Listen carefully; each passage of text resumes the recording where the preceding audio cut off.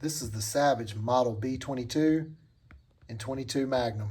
Its weight came in at slightly more than 6 pounds. Overall, its length is 35 3/4 inches. This is the compact version. It's a bolt action with a 10-shot flush mount rotary magazine. Scope bases came installed, has front and rear sights. If you're looking at one of these and it says compact, part of their compact is the barrel being, shorter at 18 inches, but the other part of the compact is the stock's a little short. The length of pull is going to be like 12.5 inches, so not exactly adult size. It's still going to be okay for me. I can make it work. If length of pull is critical to you and you need something probably 14 or more, you definitely don't want to get the compact stock because it's going to be too short for you. Got a nice Tang safety on it. It's got a nice, easy to acquire bolt.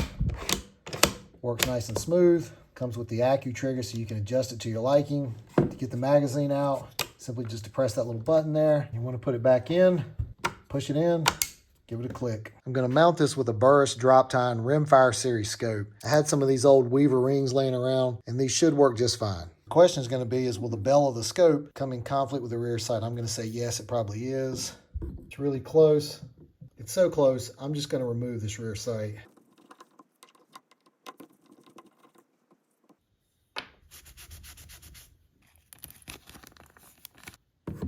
Much better. One thing you got to be careful about old style Weaver rings is they don't just slip right on. They actually have a little bit of friction, but there's a way to kind of help here so you don't just press it on and snap it and scratch your finish. Put a piece of paper over, and you can put your ring on like this, push it down, and then easily work your paper out, and that way you don't scratch up your scope. And these old Weaver rings, you've got that little hook piece right there, and it's going to slide right underneath it and catch. And once you put the bolts in on the other side, it'll tighten it down.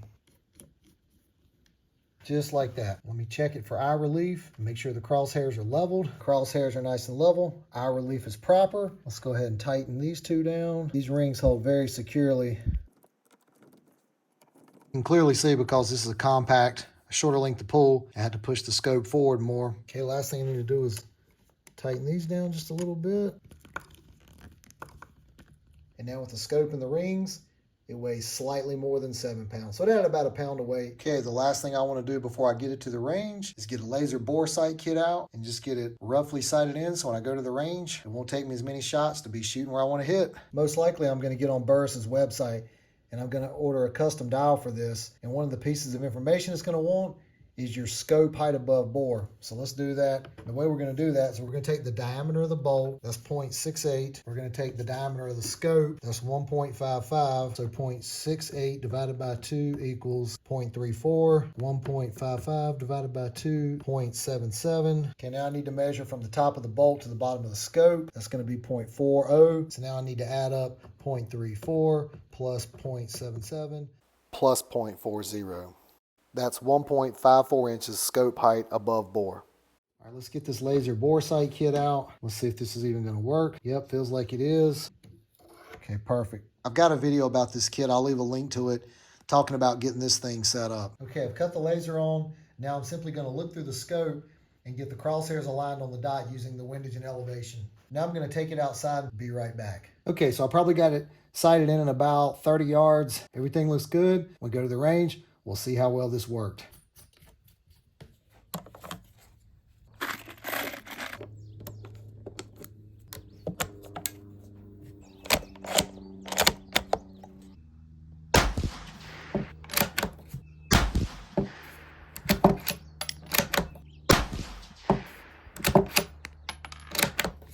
My target is set up at 50 yards. I was aiming for the X. These are my first 4 shots. Now I'm going to make the adjustments on the windage and elevation and shoot another round at 50 yards.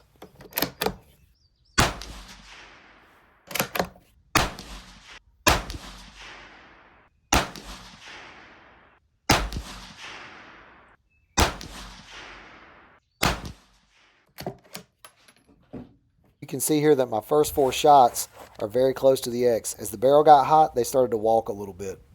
According to the box, these 30 grain CCI bullets I'm firing should get a velocity of about 2,200 feet per second. Out of the 18-inch barrel, it was averaging 2180. The target's at 100 yards. These are the 30 grain CCIs that I knew were going to drop a little bit. They were spreading a little bit. And those were 40 grain CCIs that I knew were going to drop even more. I didn't let the barrel cool down properly, so that's probably a contributing factor to why I see some of the spread here in this group.